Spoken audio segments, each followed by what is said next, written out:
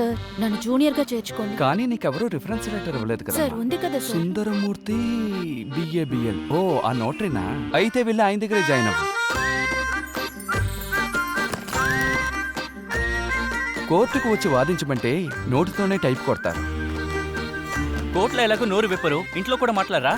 అసలు కంటే వడ్డీ పెరిగిపోయింది. వడ్డీ రాలేదు, అసలు రాలేదు. వేడిగా ఓ టీ ఇవ్వు. అసలు నేను ఒక్క కేసైనా గెలవగలరా?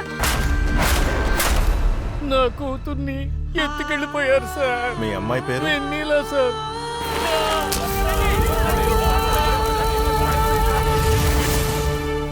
ప్రజాహితం కేసు ఒకటి ఫైల్ చేయాలి. ఎవరు కౌన్సిల్? నేనే.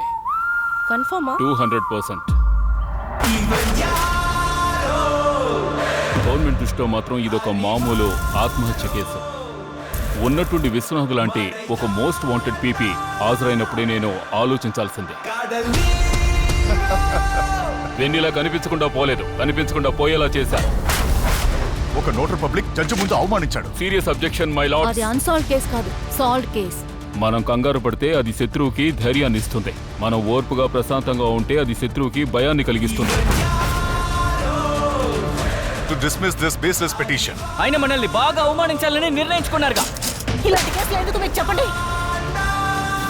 చట్టమే మూలాధారం, కానీ న్యాయం అంతకు మించింది. న్యాయాన్ని సాధించే మార్గంగానే చట్టం ఉండాలి తప్ప న్యాయాన్ని కప్పిపుచ్చడానికి చట్టం ఒక సాధనగా ఉండకూడదు.